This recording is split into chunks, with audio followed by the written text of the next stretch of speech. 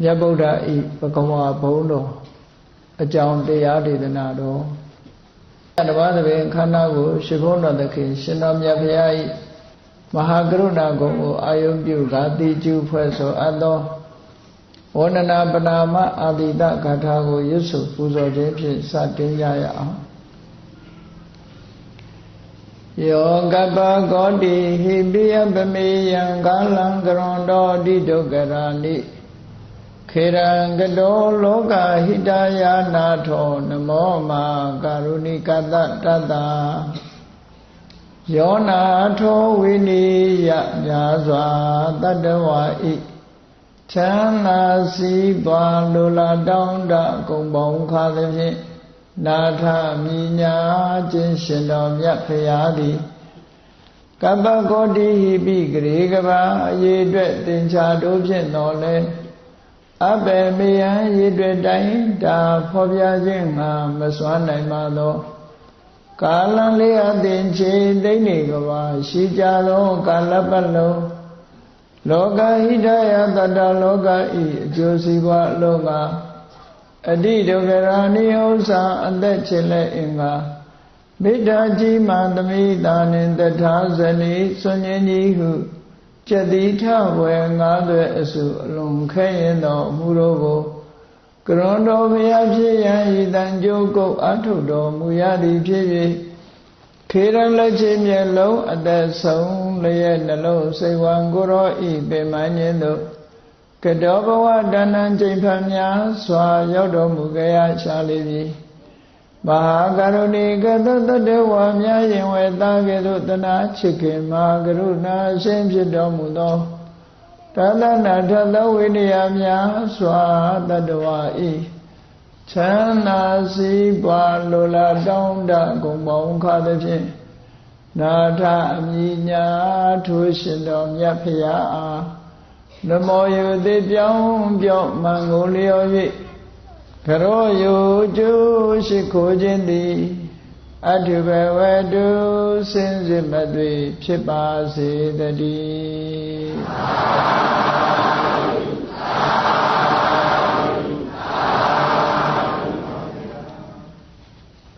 မြတ်ဗုဒ္ဓဤဘဂဝါခုံတော်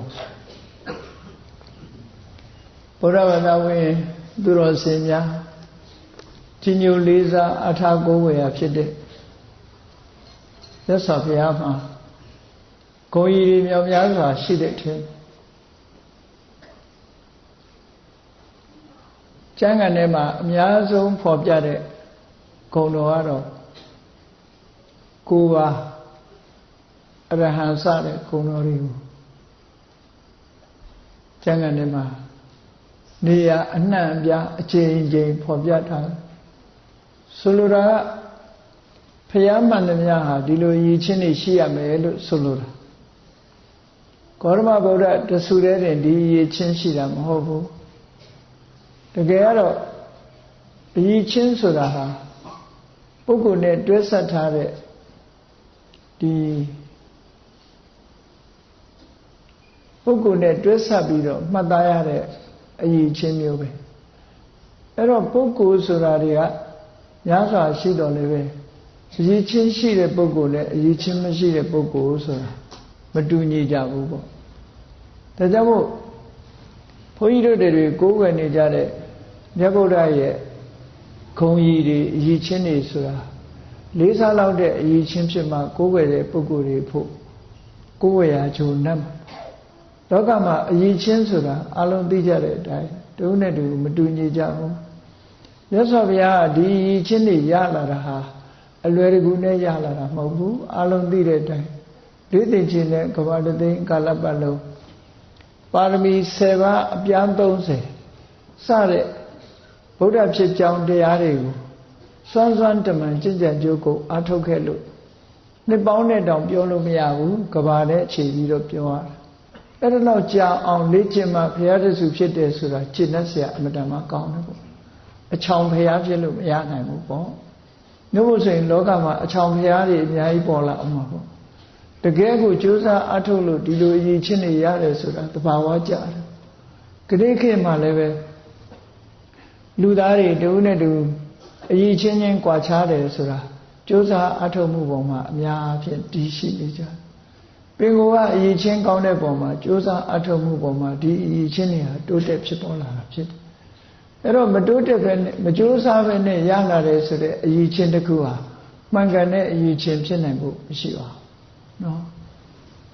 ကတိခေတ်မှာတော့အရေးချင်းတစ်ခုကိုဗာနဲ့သတ်မှတ်နေတော့ဆိုလို့ရှိရင်တော်တော်များများက certificate နဲ့ပဲသတ်မှတ်ကြတာ certificate ကတကယ်တော့အရေးချင်းမဟုတ်ဘူးပေါ့တကယ်အရေးချင်းရှိပြီဆိုတဲ့ပုဂ္ဂိုလ်ဟာဒီ certificate နဲ့ဖော်ပြလို့ရနိုင်တာမဟုတ်ဘူးပေါ့ဖော်ပြတဲ့အရေးချင်းဟာလက်မှတ်နဲ့ဖော်ပြတဲ့အရေးချင်းဟာတကယ်အရေးချင်းအစစ်မှန်မဖြစ်နိုင်နော်မဖြစ်နိုင်ဒါကြောင့်မို့လို့မြတ်ဗုဒ္ဓရဲ့အရေးချင်းဆိုတာဟာတကယ်ကိုလေ့ကျင့်ပြီးတော့ကြိုးစားအထောက်ပြီးပါရမီတွေဖြည့်လို့ရတဲ့အရေးချင်းဖြစ်လို့ဖျားဆိုတဲ့ပုဂ္ဂိုလ်ရဲ့ဒီအရေးချင်းတွေဟာကျေနပ်ဖွယ်ဟာအမှန်တမ်းကောင်းတယ်ပေါ့ဖျားဖြစ်ဖို့ဆိုတာဒီလိုလုံးဝဖျားဖြစ်တယ်ဆိုတာလောကမှာအမှန်တမ်းကျေနပ်စရာကောင်းတယ်အဲ့တော့အရေးချင်းဒီလိုအရေးချင်းပြည့်လာအောင်ဘယ်လိုကြိုးစားရရတယ်ဆိုတာလေလမ်းစဉ်တွေအတိအကျဖော်ပြထားတာဖြစ်သည့်အတွက်ကြောင့်အချောင်ဖြစ်လာတာမဟုတ်ဘူးဆိုတာအမှန်တမ်းထင်ရှားတယ်ဒါကြောင့်ဘုန်းကြီးတို့ဘုရားသာသနာတော်မှာမြတ်ဗုဒ္ဓရဲ့ဒီဉာဏ်တော်ကြီးခုံတော်ကြီးကိုယုံကြည်အားထားကိုးကွယ်လေးစားကြတဲ့ဘုရားဘာသာဝင်သူတော်စင်တွေမသိမဖြစ်တဲ့ဘုရားရဲ့အရည်ချင်းတွေဒီအရည်ချင်းတွေဟာအလုံးသိကြတဲ့အတိုင်းဣတိပိသောဘဂဝါအရဟံသမ္မာသမ္ဗုဒ္ဓောဝိဇ္ဇာစရဏသမ္မာနောတုကတောလောကဝိတုအနုတ္တရောပုရိသဓမ္မတာရတိတတ္ထာဒေဝမနုဿန္နံဗုဒ္ဓောဘဂဝါလို့9ခုတချို့စာပေမှာတော့10ခုလို့ပြောတာလည်းရှိ10ခုလို့ပြောတဲ့အခါမှာအနုတ္တရောနဲ့ပုရိသဓမ္မတာရတိကိုခွဲယူပြီးတော့ဖော်ပြတာဖြစ်တယ်တကယ်ကတော့အဲ့ဒီခွဲခြားချက်ဟာဒါဘုန်းကြီးတို့ရဲ့အမြင်ပေါ့လေ opinion ပေါ့ကိုယ်အမြင်နဲ့ပြောမယ်ဆိုရင်အနုတ္တရောနဲ့ပုရိသဓမ္မတာရတိဟာမခွဲသင့်ဘူးလို့ပဲစိတ်ထဲမှာမှတ်ထားတယ်ဘာဖြစ်လို့လဲဆိုအနုတ္တရောပုရိသဓမ္မတာရတိနဲ့ပတ်သက်တဲ့သုတ်တန်တွေရှိတယ်ပေါ့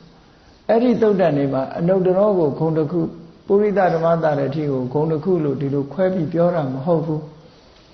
အကယ်၍ပုရိသဓမ္မတာရတိတင်ခုံလို့ပြောပြီးအနုတ္တရကဂုဏ်တစ်ခုလို့ယူမယ်ဆိုလို့ရှိရင်ဆုံးမပုရိသဓမ္မတာရတိဆိုတာဆုံးမထိုက်သူကိုဆုံးမတတ်တယ်ဆိုတဲ့ဒီအတိတ်ပဲလောက်ပဲရတယ်အနုတ္တရမပါလို့ရှိရင်အဲ့တော့အနုတ္တရောပုရိသဓမ္မတာရတိလို့ပြည့်ပြည့်စုံစုံဆိုလိုက်ရင်တော့ဆုံးမထိုက်တဲ့ပုဂ္ဂိုလ်တွေကိုဆုံးမတဲ့နေရာမှာသူ့တဲ့တာလွန်တဲ့ပုဂ္ဂိုလ်မရှိဘူးဟောအမြတ်ဆုံးပုဂ္ဂိုလ်လို့ဆိုတဲ့အဓိပ္ပာယ်ရတယ်ပေါ့ဒီခွဲခြားချက်ဟာလည်းတာမန်ပုဂ္ဂိုလ်ရဲ့ခွဲခြားချက်တော့မဟုတ်ဘူးအထက်ကရာရေးသားခဲ့တဲ့ရှင်မဘုရောဝတ္တကိုယ်တိုင်ခွဲပြီးတော့ဂုဏ်တော်10ပါးဆိုပြီးတော့ပြောခဲ့တာရှိတယ်ပေါ့နော်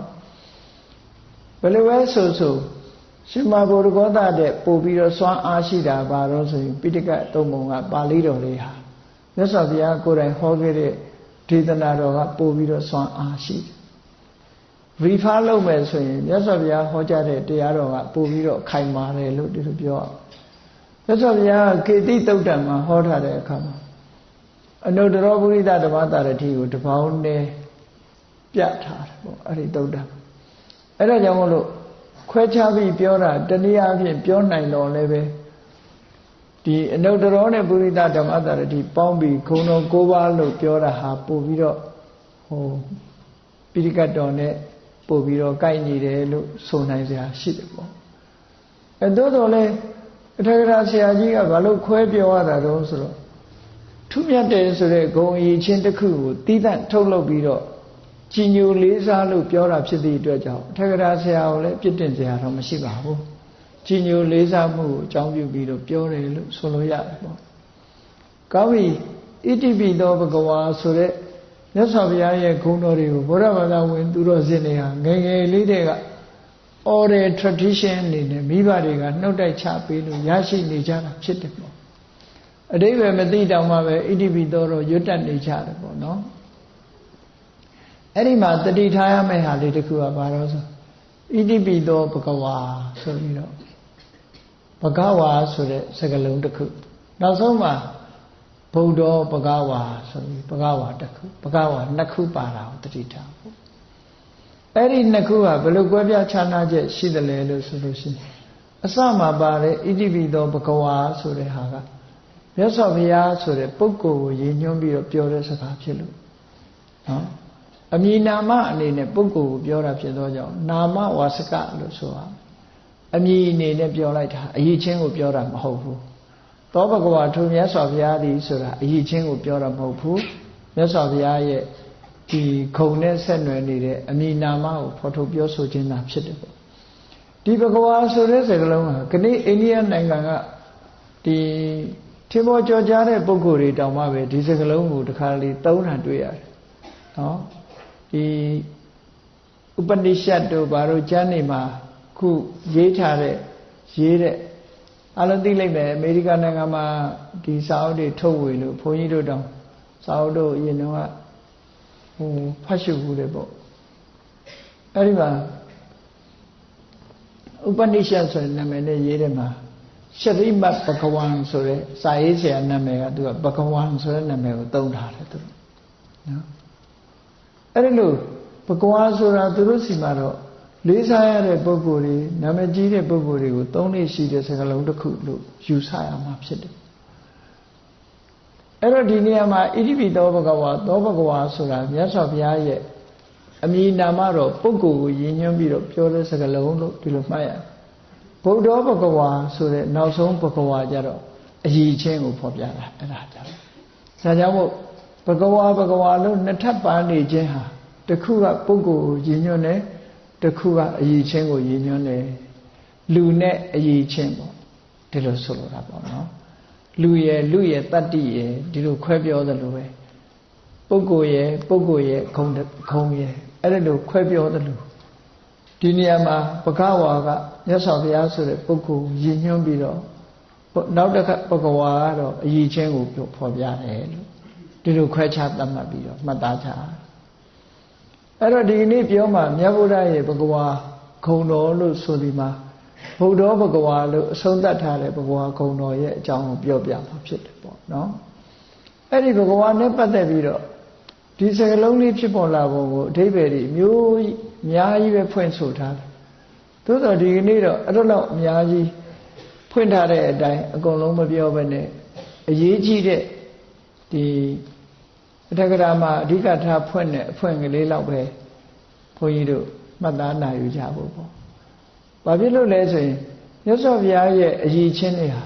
ဘယ်လိုအယိချင်းတွေလဲ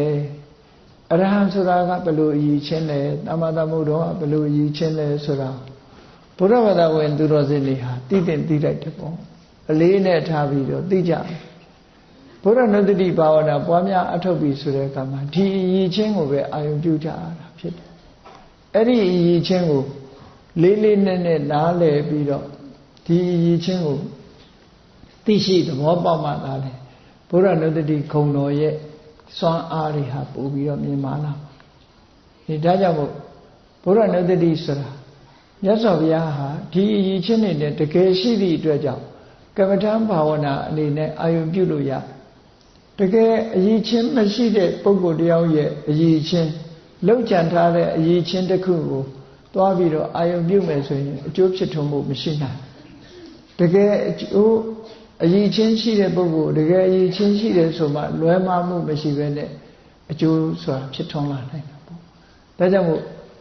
မြတ်စွာဘုရားဟာဒီအယိချင်းတွေရှိတယ်ဆိုတာသိရှိတာတကယ်လဲစစ်မှန်တဲ့အယိချင်းရှိတာဖြစ်သောကြောင့်မြတ်ဗုဒ္ဓရဲ့အယိချင်းတွေကိုခုံရီတွေကိုအာယုံပြုပြီးတော့မိမိရဲ့စိတ်နှလုံးဟာတည်ငြိမ်စွာထားနိုင်မယ်ဆိုလို့ရှိရင်ကြီးမားတဲ့ကုသိုလ်တရားဖြစ်ပွားနိုင်တယ်လို့ဒီလိုဆိုတာအဲ့တော့ဘုရားရဲ့ဂုဏ်တွေကိုအာယုံပြုတဲ့နေရာမှာရည်ရွယ်ချက်နှစ်ခုရှိတယ်ရည်ရွယ်ချက်နှစ်ခုရှိတယ်တစ်ခုကဘာအတွက်လဲလို့ဆိုလို့ရှိရင်စိတ်ကြည်နူးမှုအတွက်လောကဟာလူတွေမှာစိတ်ကြည်နူးနေပြီဆိုလို့ရှိရင်ထိုကြည်နူးတဲ့စိတ်ကိုဒီအင်အားတရအနေနဲ့အသုံးပြုပြီးတော့ အသိဉာဏ်ဖွံ့ဖြိုးအောင်လုပ်လို့ရစိတ်ညစ်နေတဲ့ပုဂ္ဂိုလ်တရားကိုဘယ်လိုလုပ်မှအသိဉာဏ်မဖြစ်နိုင်ဘူးလေအဲ့တော့မြတ်စွာဘုရားရဲ့ဂုဏ်ကိုအာရုံပြုလိုက်လို့စိတ်တွေဟာကြည်နူးလာတယ်ဆိုရင်သူ့ရဲ့ခေါင်းထဲမှာလည်းအကြံကောင်းဉာဏ်ကောင်းတွေဖြစ်ပေါ်လာနိုင်တယ်ဒါကြောင့်မို့မြတ်စွာဘုရားရဲ့ဂုဏ်ကိုအာရုံပြုခြင်းအပြင်စိတ်ရဲ့ကြည်နူးမှုတွေကိုရရှိနိုင်တယ်ကြည်နူးမှုရရှိလာတဲ့စိတ်ကလေးကိုအသုံးချလိုက်လို့ရှိရင်အဲ့ဒီထဲမှာတမာတိစွမ်းအားတွေပညာစွမ်းအားတွေပြိုးပြီးတော့ပေါင်းထည့်လိုက်မယ်ဆိုရင်ပညာလည်းပဲကြီးမားမြင့်မြတ်ထက်မြက်လာမယ်တမာတိကလည်းပဲထူးချွန်ထက်မြက်လာမယ်ဒီလိုဆိုလိုတာပေါ့နော်ဥပမာပါနဲ့တူတော့ဆိုလို့ရှိရင်ပကြီကားချက်တစ်ချက်ကိုရေးတော့မယ်ဆိုလို့ရှိရင်ပကြီကားချက်ရေးမဲ့ဒီကားချက်ကြီးတစ်ခုပကြီရုပ်ရေးမဲ့ကားချက်ကြီးတစ်ခုဟာတန့်စင်နေဖို့လိုတယ်ညစ်ပေးနေလို့ရှိရင်တော့ဒီဆေးချယ်တဲ့အခါမှာလှပမှုဖြစ်မှာမဟုတ်ဘူးထို့တူပဲမြတ်စွာဘုရားရဲ့ဂုဏ်အရည်ချင်းတွေကိုပွားများအားထုတ်ခြင်းတဲ့ပုဂ္ဂိုလ်ရဲ့စိတ်ကိုလည်းပဲရှေးဥစွာမြတ်စွာဘုရားရဲ့ဂုဏ်တော်တွေကိုအာရုံပြုပြီးတော့တန်ရှင်းစင်ကြယ်မှုဆိုတာတွေကလိုအပ်တယ်နောက်တနည်းအားဖြင့်ပြောမယ်ဆိုရင်မြတ်စွာဘုရားဂုဏ်တော်နဲ့ဆေးကြောတန်ရှင်းလိုက်လို့တန်ရှင်းသွားတဲ့လူရဲ့ဒီတမာတိစွမ်းအားတွေပညာစွမ်းအားတွေဟာထက်မြက်လာသည့်အတွက်ကြောင့်ဝိပဿနာကျင့်စဉ်တစ်ခုကိုကျင့်လိုက်ရင်လည်းလွယ်လွယ်ကူအောင်မြင်ပေါက်ရောက်သွားနိုင်တယ်လို့ဒီလိုဆိုဘယ်အချက်ပဲဖြစ်ဖြစ်လှုပ်เสียလောက်ကင်ရှိတယ်ဘုရားကုံကိုအာရုံပြုလိုက်မယ်ပြုပြီးတော့စိတ်ဓာတ်တွေအင်အားတွေတက်လာပြီဆိုတော့မှကိုလှုပ်เสียကိုဆက်လုပ်မယ်ဆိုရင်ကြည်နူးเสียကောင်းမှာပေါ့ဒါပေမဲ့လို့ခဏခေတ်ကလူတွေကတချို့စာရေးဆရာတွေကအရက်ကလေးတောက်ပြီးတော့စာရင်သူကအသိဉာဏ်တွေပွင့်ပြောတယ်လို့သူတို့ပြောကြတယ်ရေးတာကိုကြားဘူးအဲ့တော့သူတို့ရတဲ့အသိဉာဏ်ဆိုတာကဘာတော့ဆိုဖေတော်မောင်တော်အသိဉာဏ်တွေပဲဗျအဲ့ဒါမျိုးလားလေလောကမှာမမြင်ခြင်းအဆုံးအကြမကြားခြင်းအဆုံးဖြစ်နေတဲ့လောကလူသားတွေရဲ့အကြောင်းကိုရေးတာဖြစ်တော့အဲ့ဒီဟာအတွက်ကတော့အသိဉာဏ်ရဲ့လို့မဟုတ်ဘူးပေါ့စိတ်ရွှင်လာတာကိုပဲဒီလိုရည်ညွှန်းတာနဲ့တူတယ်ဉာဏ်ထွက်တာတော့မဟုတ်နိုင်ဘူးနော်ဉာဏ်ဖြစ်တာတော့မဟုတ်နိုင်ချို့ကအရက်ကလေးတောက်ပြီးမှလုံးမပို့ပြီးတော့ဉာဏ်ရွှင်တယ်လို့ထင်ကြတယ်ပေါ့နော်အဲ့တော့အခုလိုတရားဓမ္မအားထုတ်တာကြတော့အရက်ကလေးသွားတောက်မိသွားရင်တော့အဲ့ဒါတရားဓမ္မနဲ့ဝေးသွားမှာပဲသိကြတယ်မှန်ကန်တဲ့အမြင်တစ်ခုကိုရဖို့ဆိုမဖြစ်နိုင်ဘူးဒါကြောင့်မို့မြတ်စွာဘုရားဂုဏ်တော်ကိုပွားထုံခြင်းအပြင်လူတွေရဲ့အသိဉာဏ်ရှင်လန်းတက်ကြွလာနိုင်တယ်ဒါကရည်ရွယ်ချက်တစ်ခုလို့ဒီလိုပြောအောင်နောက်တစ်ခုကတော့ရှင်လန်းတက်ကြွလာပြီးတဲ့နောက်မှာဒီဘဝကောင်းကျိုးနောက်ဘဝကောင်းကျိုးတွေဆက်ပြီးလုပ်လို့ရတယ်နောက်တစ်ခုကတော့ဘာလို့ဆိုရင်ဝိပဿနာအထုတ်ဖို့အတွက်ဝိပဿနာဉာဏ်ရင့်တတ်ဖို့အတွက်လည်းပဲမြတ်စွာဘုရားခုံတော်ကိုဝါထုံပေးရမယ်လို့ဒီလိုဆိုတယ်။ဘာဖြစ်လို့လဲဆိုတော့မြတ်စွာဘုရားဂုဏ်ကြီးကိုအာရုံပြုလိုက်တာနဲ့တရားစွမ်းအားတွေကတက်လာတယ်။တရားစွမ်းအားနဲ့ညီမျှစွာပဲဟုတ်လားဝိရိယတို့တတိတို့တမာတိတို့ပညာတို့ဆိုတာဒါတွေလည်းထက်မြက်ပြီးတော့လာတတ်တယ်။အဲ့တော့မြတ်စွာဘုရားဂုဏ်ကိုအာရုံပြုခြင်းအားဖြင့်ဆေးကြောလိုက်တဲ့အသိဉာဏ်နဲ့ရှုမှတ်လိုက်တဲ့ဝိပဿနာဉာဏ်ဟာပို့ပြီးတော့စူးစူးရှာရှာထက်ထက်မြက်မြက်အောင်အောင်မြင်မြင်ဖြစ်နိုင်တယ်လို့ဆိုတာဒါကြောင့်မို့စာပေကျမ်းဂန်မှာပြောထားတယ်ဘုရားနုတ္တိပွားနာပွားတာဟာရည်ရွယ်ချက်နှစ်ခုရှိတယ်တစ်ခုကတော့စိတ်ကြည်နူးဝမ်းသာမှုနော်စိတ်ဓာတ်ရှင်လန်းမှုအတွက်ပွားများအထောက်အမယ်နောက်တစ်ခုကတော့ဝိပဿနာရင့်တန်ဖွံ့ဖြိုးဖို့အတွက်ဘုရားနုတ္တိပွားများအထောက်အမယ်ဒီနှစ်ခုမှတ်သားထားကြပါနော်အဲ့တော့အခုလို့ဘယ်အတွက်ပဲယေရှုဘုရားနုတ္တိကိုပွားများအထောက်ခြင်းအဖြစ်စွမ်းအားတွေတက်လာတယ်စွမ်းအားတွေတက်လာအဲ့တော့မြတ်စွာဘုရားရဲ့ဒီဣတိပိသောဘဂဝါဆိုတဲ့ခုံတော်၉ပါးမှာပါတယ်နောက်ဆုံးဗုဒ္ဓဘဂဝါရဲ့အရည်ချင်းစာပေကျမ်းကနေမှာဘယ်လိုဖော်ပြတော့ဆိုတာတမန်အားဖြင့်သောဘဂဝါဣတိပိသောဘဂဝါမှာပထမဘဂဝါရဲ့အဓိပ္ပာယ်ခုနကပြောခဲ့တဲ့အတိုင်းပဲပုဂ္ဂိုလ်ရည်ညွှန်းတယ်ဒါကြောင့်မို့ထက္ကရာဆရာတွေကဘယ်လိုဖွင့်တော့ဆိုဘဂဝါတိဂရုဘဂဝါဆိုတာဂရုအခုခေတ်စကားလုံးနဲ့ကြတော့ဂရုလို့လည်းရှိတယ်ဂုရုလို့လည်းရှိတယ် အဲ့တော့ခုခေတ်တွင်းနေတဲ့စကားလုံးကအင်္ဂလိပ်ဗိဓာန်ထဲမှာတောင်ဂုရုလို့ပါသွားပြီနော်နောက် modern English တွေမှာဆိုလို့ရှိရင်ဂုရုဆိုတဲ့အိန္ဒိယစကားလုံးကိုအင်္ဂလိပ်ဗိဓာန်ထဲမှာထည့်သွင်းထားပြီပေါ့ဟောဒီတကယ်ဆရာကြီးပေါ့တက္ကရာဆရာတွေကဘဂဝါဆိုတာဘာကိုပြောတာလဲဘဂဝါတိဂုရုဘဂဝါဆိုတာလောကလူသားတွေအားလုံးကလေးစားရတဲ့တကယ်လေးအလေးပြုအပ်တဲ့ဆရာပဲလို့ဒီအဓိပ္ပာယ်ကိုဖွင့်ဆိုတယ်ဂရုဟိလောကေဘဂဝါတိဥစ္ဆန္တိလောကလူတွေရဲ့အသုံးအနှုန်းမှာတကယ်အလေးပြုအပ်တဲ့ပုဂ္ဂိုလ်ကိုဂုရုအိန္ဒိယနိုင်ငံမှာဆိုရင်ဂုရုကြီးနဲ့ခေါ်ကြတယ်လေလေးစားရတဲ့ပုဂ္ဂိုလ်ဂုရုကြီးလို့ခေါ်ကြီးကဗမာကြီးတော့မဟုတ်ဘူးအိန္ဒိယကြီးဆိုတာကြီးအိုင်နဲ့ရေးတဲ့ကြီးနော်သို့တော့ဗမာတွေကတော့ဂုရုကြီးလို့ဆရာတော်ကြီးလို့ဆိုတဲ့ကြီးကဗမာကတော့ကာကြီးရရင်ကြီးလုံးကြီးတင်ဆံကကြီးတဲ့အကြီးဖြစ်နေတယ်နော်အဲ့တော့အိန္ဒိယကြီးဆိုတာလေးစားအပ်တဲ့ပုဂ္ဂိုလ်အနေနဲ့ခေါ်တာဆရာဆိုတဲ့အဓိပ္ပာယ်ရတဲ့ဓမ္မရဲ့သူတို့ကပြောလို့ရှိရင်ကြီးနဲ့ပြောလို့ရှိတယ်စာဆိုတဲ့စကားလုံးအစားဂန္ဒီကြီးလို့လည်းခေါ်ကြတာရှိတယ်လေအဲ့တော့ဗမာလိုကြီးမဟုတ်ဘူးသူတို့က GIG ဂန္ဒီကြီးဂုရုကြီးဆိုတာအဲ့ဒီအလားတဲ့ကြီးနော်ဗမာကြီးနဲ့မတူဘူးလို့မှတ်ထားတယ်နိုးဆိုစကားလုံးကြီးကရောနေတော့ဟုတ်ဒီဟာပဲအောင်းမိတ်နေတတ်တယ်အိန္ဒိယသွားလို့ရှိရင်အသက်အရွယ်ကြီးတဲ့ဘုန်းကြီးတွေဆိုရင်ဗန္ဒေကြီးလို့ခေါ်တယ်လေအဲ့ဒီကြီးကအခုလိုလေးစားတဲ့စကားလုံးအနေနဲ့ခေါ်တာနော်အသက်ရွယ်ကြီးတဲ့အဖိုးကြီးကြတော့အဲ့ဒါအသက်ကြီးလို့ခေါ်တာဖိုးကြီးအဲ့ဒီကြီးမဟုတ်ဘူးလို့မှတ်ထားလို့ဟုတ်ပြီအဲ့ဒီမှာဘဂဝါတိဂရုဟိလောကေဘဂဝါတိဟောစန္တိလောကမှာလေးစားအပ်တဲ့ပုဂ္ဂိုလ်ကိုဘဂဝါလို့ဒီလိုခေါ်လေးရှိကြပါတယ်လို့ထေရဆရာကဖွင့်ပြထားတယ်အဲ့တော့မြတ်စွာဘုရားကိုဘဂဝါဆိုတဲ့စကားလုံးကိုအင်္ဂလိပ်လိုပြန်တဲ့အခါကျတော့တော်တော်များများဘာသာပြန်တဲ့ပုဂ္ဂိုလ်တွေကဘယ်လိုပြန်တော့ဆို the blessed one လို့ဒီလိုဘာသာပြန်တယ် blessed ဆိုတာ blessing ပေးအပ်တဲ့ဆိုတဲ့အဓိပ္ပာယ်မျိုးရပုံရအဲ့တော့မြတ်စွာဘုရားကဘယ်သူမှသူ့ကို blessing ပေးထားတာလည်းမရှိဘူးပုဂ္ဂိုလ်အနေနဲ့ blessing ပေးတာမရှိဘူးရည်ရွယ်မယ်ဆိုရင်ကိုလုပ်ခဲ့တဲ့ကုသိုလ်ကောင်းမှုတွေကကိုယ့်ကို blessing ပေးတယ်ဆိုရင်တော့အဓိပ္ပာယ်ရှိတယ်ပေါ့နော်ခုနလိုဖရာတဲ့ကြီးတဲ့သာဝရဘုရားကြီးကနေ blessing ပေးတယ်ဆိုရင်တော့ဒါအဓိပ္ပာယ်မရှိဘူးမြတ်စွာဘုရားကြီးတဲ့ဘုရားသခင်ဆိုမရှိဘူးနော်အဲ့တော့လောကမှာဟိုလွဲမှားစရာတွေအများကြီးရှိတယ်ပေါ့ဒါကြောင့်မလို့ဘဂဝါဆိုတဲ့စကားလုံးကိုဘုရားဘာသာအဖွင့်ဆိုတာဖွင့်ဆိုချက်တွေနဲ့ညီအောင်အင်္ဂလိပ်လိုဘာသာပြန်ရင် the great teacher လို့ပဲပြန်တယ်ပေါ့နော် the great guru ကြီးပေါ့ဂုရုကြီးလို့ပဲပြန်တယ်ပေါ့တကယ်လေးစားတဲ့ဆရာသမားကြီးဒါကြောင့်မို့လောကမှာလေးစားတဲ့ပုဂ္ဂိုလ်တွေကိုဒါလဲဘဂဝါလို့ခေါ်တယ်လို့ဒီလိုဆိုခဲ့တာနော်ဒီလိုဆိုခဲ့တော့စာပေကျမ်းကမှာဘယ်လိုပြောတော့ဆို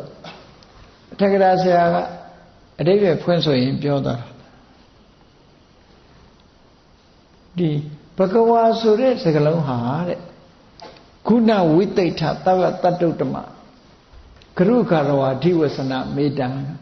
ဘဂဝါဆိုတဲ့စကားလုံးဟာဒီခုနဝိသိဋ္ဌအရည်ချင်းကအလုံးကိုထူးခြားတယ်တာမန်ပုဂ္ဂိုလ်တွေမမီတဲ့အရည်ချင်းမျိုးရှိတဲ့ပုဂ္ဂိုလ်မျိုးဖြစ်သဗ္ဗတတ္တုတ္တမတရဝါအားလုံးနဲ့မြင့်မြတ်တဲ့ပုဂ္ဂိုလ်ဖြစ်အဲ့ဒီအရည်ချင်းတွေကအလွန်ထူးခြားပြီးတော့အရည်ချင်းတွေထူးခြားသောကြောင့်တရဝါအားလုံးနဲ့မြတ်တယ်တခြားကြောင့်မြတ်တာမဟုတ်ဘူးဥပမာဘယင်သားဖြစ်လို့မြတ်တာမဟုတ်ဘူးယာရုကြီးလို့မြတ်တာမဟုတ်ဘူးနော်ပတ်စံချမ်းသာလို့မြတ်တာမဟုတ်ဘူးသူမြတ်တာဘာကြောင့်မြတ်လဲခုနဝိသိဋ္ဌာထူးခြားတဲ့အရည်ချင်းတွေဂုဏ်အရည်ချင်းတွေရှိလို့မြတ်တယ်အလုံးနဲ့မြတ်တယ်အဲ့ဒီမြင့်မြတ်တဲ့ပုဂ္ဂိုလ်ကိုတလေးတစားသုံးဆွဲတဲ့စကားလုံးမှာလို့ဒီလိုရည်ညွှန်းတယ်နော်ဒါလည်းအလွန်အဓိပ္ပာယ်ရှိတဲ့စကားနော်တလေးတစားသုံးဆွဲထားတဲ့စကားလုံးပဲဖြစ်တယ်လို့ဒီလိုဆိုတာဒါကြောင့်မို့ဘဂဝါတိဝဆနံတိဋ္ဌံဘဂဝါဆိုတဲ့စကားလုံးဟာအလွန်အဆင့်မြင့်တဲ့စကားလုံးဖြစ်တယ်ဘဂဝါဝဆနမௌဒ္ဓံဘဂဝါဆိုတဲ့စကားလုံးဟာမြင့်မြတ်ဆုံးသောစကားလုံးတစ်ခုဖြစ်တယ် ကရုကာရဝယုတ်တော်သောဘဂဝါတေနဝစတိလေးစားအပ်တဲ့အရည်ချင်းတွေနဲ့ရှင်းနေတဲ့ပုဂ္ဂိုလ်လေးစားအပ်တဲ့အရည်ချင်းတွေရှိတဲ့ပုဂ္ဂိုလ်မှာဘဂဝါလို့ခေါ်တဲ့တယ်ပေါ့တာမန်နာမည်မဲ့ထားရုံနဲ့ဘဂဝါမခေါ်တဲ့ဘူးအရည်ချင်းပြည့်တဲ့ပုဂ္ဂိုလ်မျိုးသာလည်းခေါ်ရမယ်လို့ဒီလိုတတ်မှတ်ချက်တွေကိုဖော်ပြထားတာအလွန်အဓိပ္ပာယ်ရှိတယ်ပေါ့နော်ဒါဘဂဝါဆိုတဲ့စကားလုံးလေးနဲ့ပတ်သက်ပြီးပုဂ္ဂိုလ်ရည်ညွှန်းတဲ့အခါကျတော့ဒီအဓိပ္ပာယ်ကိုမှတ်သားနောက်တစ်ခါဒီဘဂဝါဆိုတဲ့စကားလုံးဟာသူကအမည်နာမပဲပေါ့အမည်နာမအနေနဲ့ပြောမယ်ဆိုလို့ရှိရင်ဒီဘဂဝါဆိုတဲ့အမည်နာမရရှိတဲ့ပုဂ္ဂိုလ်ဘာကြောင့်ဘဂဝါဆိုတဲ့အမည်နာမကိုရတယ်လဲလို့ဆိုတချို့အမည်ရပုံတွေကအမျိုးမျိုးရှိတယ်အသင်္ကရံကိုကြည့်ပြီးတော့အမည်ရတာရှိတယ်တချို့ကြတော့ဒီအတိုင်းအတာတစ်ခုကိုကြည့်ပြုပြီးတော့အမည်ရတာရှိတယ်အခြေအနေတရက်ကိုအကြောင်းပြုပြီးတော့အမည်ရတာရှိတယ်ပေါ့ဒီနေရာမှာဒီဘဂဝါဆိုတဲ့အမည်ဟာခုနနေမေတိကနေမေတိကဆိုတာအရည်ချင်းဆိုတာကိုအကြောင်းပြုပြီးတော့ရတဲ့နာမည်တဲ့နာမည်ဆိုတာအမျိုးမျိုးရှိတယ်မဟုတ်လား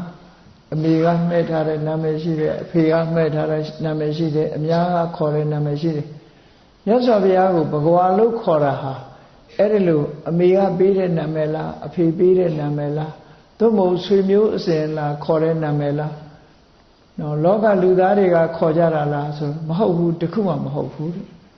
အဲ့ဒီလိုအမေအဖေပေးတဲ့နာမည်မျိုးမဟုတ်ဘူးတဲ့မြတ်စွာဘုရားရဲ့အလောင်းတော်ဟာပါရမီတွေဖြည့်ကျင့်ပြီးတော့ဘုရားအလောင်းဖြစ်လာလို့နောက်ဆုံးအချိန်မှာဒီတရားဓမ္မကျင့်စဉ်ကြိုးကိုအထုတ်ပြီးအမြင့်ဆုံးအသိဉာဏ်ဖြစ်တဲ့နော်အမြင့်ဆုံးအသိဉာဏ်ကိလေသာအလုံးကလုံးဝလွတ်သွားပြီအာသဝတွေအလုံးကုန်ခန်းသွားတယ်အာသဝခရလို့ခေါ်တယ်ဝိမောက္ခန္တိကနော်အရတ္တမဉာဏ်ဖြစ်ပြီးတဲ့နောက်မှာအရတ္တဖို့ဆိုတဲ့အကျိုးဒီဉာဏ်ကိုရလိုက်တာနဲ့တပြိုင်နက်ဒီနာမည်ဟာအလိုလျောက်ရသွားတယ်လို့ဆိုလိုတယ်နော်ဒီနာမည်ကဖျားဖြစ်လိုက်တာနဲ့ရသွားတဲ့နာမည်လို့အမေကပေးတာလည်းမဟုတ်ဘူးဖေကပေးတာလည်းမဟုတ်ဘူးအများကခေါ်ဝေါ်ကြတဲ့နာမည်လည်းမဟုတ်ဘူးလို့ရှင်သာရိပုတ္တရာကိုယ်တိုင်ကလည်းကြာနာနာရှင်းပြပေးတယ်ဘဂဝါဆိုတဲ့နာမည်နဲ့ပတ်သက်ဟုတ်ပြီဘဂဝါဆိုတဲ့အမည်နာမနဲ့ပတ်သက်ပြီးတော့သောဘဂဝါထိုမြတ်စွာဘုရားသည်ဆိုတာမြတ်စွာဘုရားရဲ့အမည်နာမကိုသုံးသပ်ပြီးတော့ဖော်ပြတဲ့စကားလုံးရဲ့အဓိပ္ပာယ်ပဲဗုဒ္ဓဘဂဝါအဲ့ဒီဘဂဝါကြတော့အရည်ချင်းကိုအတိအကျပုဂ္ဂိုလ်နဲ့မပတ်သက်ဘဲနဲ့အရည်ချင်းကိုတတ်တတ်ဖော်ပြတယ်အဲ့ဒီအရည်ချင်းကိုဖော်ပြတာကြတော့ဘာကြောင့်မြတ်စွာဘုရားဟာဘဂဝါဆိုတဲ့အရည်ချင်းဂုံကြီးကိုရတယ်လဲဆိုတာအဲ့ဒီမှာအချက်တွေနဲ့ဖော်ပြထားတာရှိတယ်ပထမအချက်ကတော့ဘာလဲလို့ဆိုပကဆိုတဲ့စကားလုံးဟာဘာကိုဖော်ပြသလဲပကဆိုတဲ့စကားလုံးဟာဒီဘုံကံပါရမီနော်ဘုံကံပါရမီအလုံးကိုပကလို့ခေါ်တယ်ပေါ့နော်အဲ့ဒီပကဆိုတာဘယ်ဟာကိုပြောတာလဲလို့ဆိုလို့ရှိရင်မြတ်စွာဘုရားဟာဘဂဝါလို့ဘာလို့ခေါ်ရတယ်လဲလို့ဆိုရင်လေးတင်ချေနဲ့ကဘာတသိန်းကလပတ်လုံးလောကမှာဒီအထွတ်ထိပ်ရောက်အောင်လောကုတ္တရာတရားအနေနဲ့အမြင့်ဆုံးအဆင့်ရောက်အောင်လောကချမ်းသာလောကုတ္တရာချမ်းသာလို့ဆိုတဲ့ဒုက္ခတွေကိုပေးစွမ်းနိုင်တဲ့ဒါနသီလစတဲ့ပါရမီ10ပါးအပြား30အဲ့ဒါတွေကိုအထွတ်ထိပ်ရောက်အောင်ကျင့်သုံးခဲ့တယ်အဲ့ဒီကျင့်သုံးခဲ့တဲ့ပါရမီတရားတော်တွေကိုပကလို့ခေါ်တယ်အဲ့ဒီပါရမီတရားတော်တွေကိုကျင့်သုံးပြီးဖြစ်တယ်ပကဆိုတဲ့ပါရမီအရည်ချင်းတွေပြည့်ပြည့်ဝဝရှိတဲ့ပုဂ္ဂိုလ်ဖြစ်သောကြောင့်ပကဝါအဲ့တော့ဒါကတော့ဒီပကဝါလို့ခေါ်ရခြင်းရဲ့အကြောင်းဟာအကြောင်းမဲ့ခေါ်ရတာမဟုတ်ဘူးအခုလို့ဒါနသီလစတဲ့ပါရမီ10ပါးအပြား30ဟာသူကပြည့်ပြည့်ဝဝထွတ်ထိပ်ရောက်သည့်ထိအောင်ကျင့်သုံးခဲ့တဲ့ပုဂ္ဂိုလ်ဖြစ်လို့ဘဂဝါလို့ခေါ်တာဖြစ်တယ်ပေါ့နော်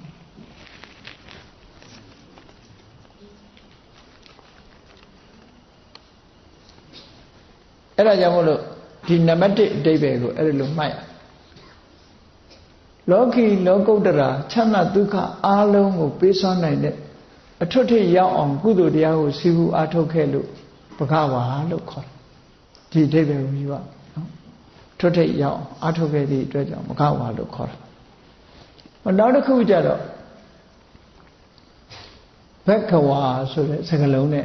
အဓိပ္ပာယ်သူယူထားပြီးတော့ဘဂဝါဆိုတာဒီလိုအထွတ်ထိပ်ရောက်တာဟာကောင်းတာတစ်ခုတည်းနဲ့အထွတ်ထိပ်ရောက်နိုင်တာမဟုတ်ဘူးမကောင်းတာတွေအလုံးကိုလည်းဖယ်ရှားပြီးတဲ့ဖြစ်ရတယ်လောကမှာအဆိုးနဲ့အကောင်းဆိုတာတွန်တွဲနေတယ်လေတွန်တွဲနေတော့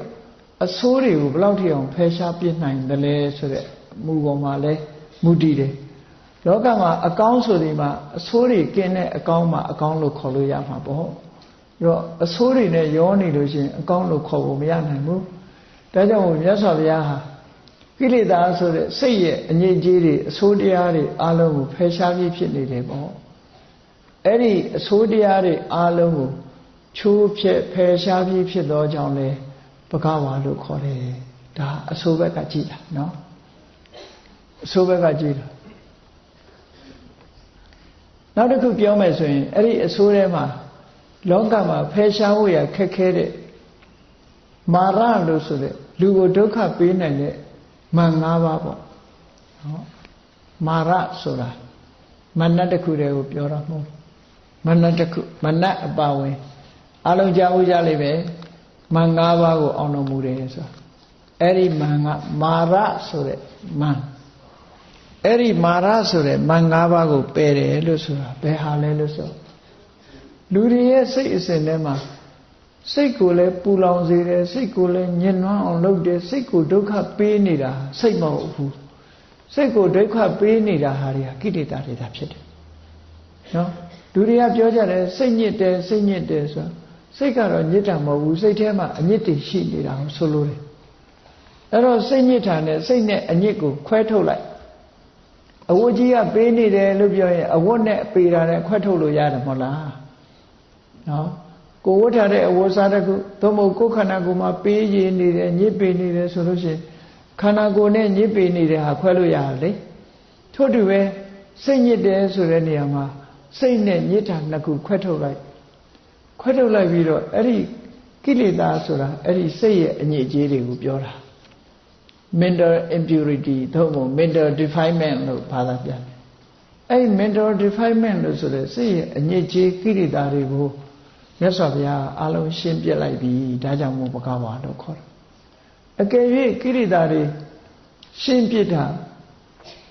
ကျမ်းနေသေးတယ်ဆိုရင်ဘဂဝါလို့ခေါ်နိုင်ဘူးဒါဖြင့်မေးစရာရှိတယ်ရှင်သာရိပုတ္တရာစတဲ့ယဟန္တာတွေတို့ပိစိကဗုဒ္ဓတွေတို့ရောဘဂဝါလို့ခေါ်နိုင်သလားလို့ဆိုတော့သူတို့ကတော့ရှင်းတော့ရှင်းတယ်ဒါပေမဲ့မကုန်ဘူးဆိုဒီမှာတတ္တိကြံရစ်တယ်ဝါဒနာကြံနော်ကိရိတာအနေနဲ့ကုံအောင်ရှင်းတော့လေကိရိတာရဲ့အငွေ့အသက်ကလေးတွေကျန်နေသေးတယ်ယဟန္တာတွေမှာယဟန္တာပုဂ္ဂိုလ်တွေမှာကိရိတာရဲ့အငွေ့အသက်ကလေးတွေကျန်နေသည့်အတွက်ကြောင့်သူတို့ဘဂဝါလို့ခေါ်လို့မရဘူးမြတ်စွာဘုရားကကိရိတာတွေကိုပယ်တယ်ဆိုတာအငွေ့အသက်ပါမကြံအောင်လုံးဝရှင်းတာအဲ့တော့ရှင်းမုံရှင်းနေခြင်းနဲ့မတူဘူးလို့ဒီလိုမှတ်သားနော်မြတ်စွာဘုရားရဲ့အရဟတမေကကိလေသာကိုဖယ်ရှားတဲ့အခါမှာအငွေ့အသက်ပါမကြံအောင်ဖယ်ရှားတယ်ဝါသနာဆိုတာအငွေ့အသက်ဘီယာပလင်းတစ်ခုဘီယာထည့်ထားတဲ့ပလင်းဘီယာတွေကုန်လိုက်ပြီမဲ့လို့ဘာကြမ်းနေရလဲအနှံ့ကြံရတာပေါ့အဲ့ဒါလိုပဲယဟန္တာပုဂ္ဂိုလ်တွေမှာကိလေသာကိုဖယ်လိုက်တဲ့အခါဘာကြမ်းနေသေးတုံးဆိုကိလေသာရဲ့အငွေ့အသက်လေးတွေကြမ်းနေသေးတယ်ဒီလိုဆိုလို့တယ်နော်အဲ့တော့မြတ်စွာဘုရားကျတော့အဲ့ဒီလိုအငွေ့သက်ထီအောင်မကြံတော့ဘူးအနံ့ကိုလုံးဝမကြံတော့လောက်အောင်ရှင်းပြလို့မြတ်စွာဘုရားသည်ကိလေသာကိုဖယ်ရှားတဲ့နေရာမှာတခြားပုဂ္ဂိုလ်တွေထူးချွန်တယ်လို့ဒီလိုပြောမှာဒါကြောင့်မို့ဘဂဝါလို့ခေါ်လိုက်တယ်လို့ဒီလိုပြောတာအဲ့ဒါကိလေသာဆိုတာမာရတစ်ခုပဲဖြည့်ဆည်းတယ်ခုံရည်ချင်းတွေကိုဖြည့်ဆည်းပြတတ်တယ်ဒါကြောင့်မို့မာရဟောနောက်တစ်ခုကဘာလို့ဆိုရင်ခန္ဓာခန္ဓာ၅ပါးလည်းမာရပဲခန္ဓာ၅ပါးကျတော့ဘာကြောင့်မာရခေါ်လို့ဆိုရင် တရားဝါတွေကိုတတ်တာသူများလာတတ်တာမဟုတ်ဘူးခန္ဓာ၅ပါးကတတ်တာနော်ဒါကြောင့်မို့မြတ်စွာဘုရားကတို့တွေရထားတဲ့ရုပ်တည်နဲ့ဝေဒနာတွေသင်ညာတွေသင်္ခါရတွေဟာမာရတွေပဲဘာကြောင့်လို့ဆိုရင်သူကနေပြီးတော့တတ်သွားတယ်သူရင်သေတာမဟုတ်ဘူးသူများကိုလည်းတတ်သွားတယ်ဥပမာပဲနှလုံးရပ်သွားတယ်ဆိုရင်နှလုံးကသူရင်သေတာမဟုတ်ဘူးဉာဏ်တွေပါအကုန်ခေါ်သွားတာလေအကုန်သေသွားတာဒီလိုပေါ့တစ်ခုပျက်စီးသွားရင်ဉာဏ်တွေအကုန်ပျက်စီးလိုက်သွားတယ်ဒါကြောင့်မို့ဘုန်းကြီးတို့တွေရထားတဲ့ခန္ဓာ၅ပါးကိုလည်းမာရလို့ခေါ်တယ်အဲ့ဒီမာရဆိုတဲ့ခန္ဓာကိုလည်းပဲမြတ်စွာဘုရားဟာအကြောင်းတရားတွေကိုပယ်တတ်တဲ့နည်းအဖြစ်အကြောင်းတရားတွေကိုနောက်ထပ်ခန္ဓာဖြစ်စေမဲ့အကြောင်းတရားတွေကိုပယ်ခြင်းအဖြစ်ဒီခန္ဓာမာရဆိုတာကိုလည်းကြော်လွှားနိုင်ခဲ့တယ်ပယ်ဖြစ်နိုင်ခဲ့တယ်ဒါကြောင့်မို့မြတ်စွာဘုရားကိုဘဂဝါလို့ခေါ်တယ်ဒါလည်းအကြောင်းတစ်ခုနော်နောက်တစ်ခုပြောမယ်ဆိုရင်အဘိသင်္ခါရအဘိသင်္ခါရဆိုတာဘဝကြီးတစ်ခုကိုတိဆောက်ပြီးတော့ဖန်ဆင်းနေတဲ့အရာကံတရားတွေအဲ့ဒီကံတရားတွေကိုလည်းမြတ်စွာဘုရားကိရိတာကိုရှင်းလိုက်ခြင်းအပြင်ကံတရားတွေကိုလည်းရှင်းပြီးသားဖြစ်သွားဒီကံတရားတွေကမြတ်စွာဘုရားတဏ္ဍာမှာအကျိုးပေးနိုင်စွာမရှိတော့ဘူးအားလုံးချုပ်ငြိမ်းသွားဒါကြောင့်မို့ကံတရားတွေဆက်နဲ့ဖြစ်ပြီးတော့ကံတရားတွေကအကျိုးပေးနေဦးမယ်ဆိုရင်အကျဉ်းချင်းဖန်ဖန်ထပ်ပြီးသိနေကြအောင်ပါပဲ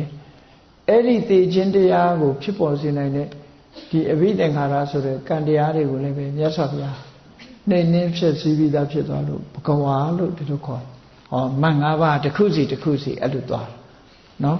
ကိရိတာမန်ခန္ဓာမန်အဘိသင်္ခါရမန်ဒေဝဗုဒ္ဓမန်ဆိုတာတော့ထားပါတော့ဒေဝဗုဒ္ဓမန်ဆိုတာသူ့ရဲ့ဝါဒနာအရသူတော်သူကောင်းဆိုလို့ရှိရင်နှောက်ယှက်ပေးခြင်းနဲ့နတ်ဆိုးပေါ့နော်ခက်တာကဒီနတ်ဆိုးကဘုရားဘာသာတွင်ရှိတာမဟုတ်ဘူးဒီပြင်မှာလည်းနတ်ဆိုးကပါနေတယ်နော်စေတံဆိုတဲ့ဟာလေအဲ့တော့မြတ်စွာဘုရားမှာဒီနတ်ဆိုးကဘာဖြစ်လို့ရှိနေရလဲလောကမှာဘယ်သူပဲဖြစ်ဖြစ်ကောင်းတာလုပ်ပြီမဲ့လို့စိတ်ထားမကောင်းတဲ့ပုဂ္ဂိုလ်တွေဆိုတာလောကမှာရှိတယ်မြဲပဲနော်သူတော်ကောင်းတွေဆိုရင်ပို့ပြီးတော့နှောက်ယှက်တယ်အဲ့ဒီလိုလူထဲမှာလူဆိုးရှိတယ်လို့ပဲနတ်ထဲမှာလည်းနတ်ဆိုးဆိုတာရှိနတ်ဆိုးဟာဒီကောင်းအောင်နေတဲ့ပုဂ္ဂိုလ်တွေအတွက်နှောက်ယှက်တစ်ခုဖြစ်တာပဲလူဆိုးဟာလည်းလူတော်လူကောင်းတွေအတွက်နှောက်ယှက်တစ်ခုဖြစ်တာအဲ့ဒီသဘောလောက်ပဲထားပါနော်အဲ့ဒီမာရဆိုတာလည်းမြတ်စွာဘုရားကိုနှောက်ယှက်ရုံနှောက်ယှက်တာဒီမာရမြတ်စွာဘုရားကပြိဋိဘံဆံသွားတဲ့အခါကျဒီမာရဟာမြတ်စွာဘုရားကိုလိုက်ပြီးတော့နှောက်ယှက်နိုင်တဲ့အနေအထားမျိုးသူမရှိတော့ဘူးလမ်းစာပျောက်သွားပြီဒါကြောင့်မို့သူ့ကိုလည်းနိုင်လိုက်ပြီးတော့ဒီလိုပြောလို့ရတယ်တနည်းအားဖြင့်သူမြတ်စွာဘုရားအလောင်းတော်ဘဝတုန်းကတောထွက်တဲ့အချိန်မှာသူကဝင်တားတယ်ဝင်တားတော့မြတ်စွာဘုရားသူပြောတဲ့စကြဝဠာမင်းစည်းစိမ်ဆိုတာမလို့ချင်ဘူးဘုရားဖြစ်ဖို့ကြိုးစားမယ်ဆိုတာကိုသူကကောင်းပြီအဲ့ဒါဆိုလို့ရှိရင်သူစောင့်ကြည့်မယ်နော်ပြောမရတော့သူကတေးမှတ်တာပေါ့စောင့်ကြည့်မယ်အိမ်ပြန်နေတဲ့စိတ်ပေါ်ရင်ပေါ်တာနဲ့သူကသိစေမယ်ဆိုကျိန်းထားတာအဲ့တော့မြတ်စွာဘုရားအလောင်း6နှစ်တရားကျင့်နေတဲ့အချိန်သူကအနိကအမြဲတမ်းစောင့်ကြည့်နေတယ်နော်တော်တော်ဆိုးတဲ့အလုံးမရှိလှုပ်ရှားပေါ့မြတ်စွာဘုရားတရားအထုတ်တာကိုသူစောင့်ကြည့်နေတယ်အမြဲတမ်း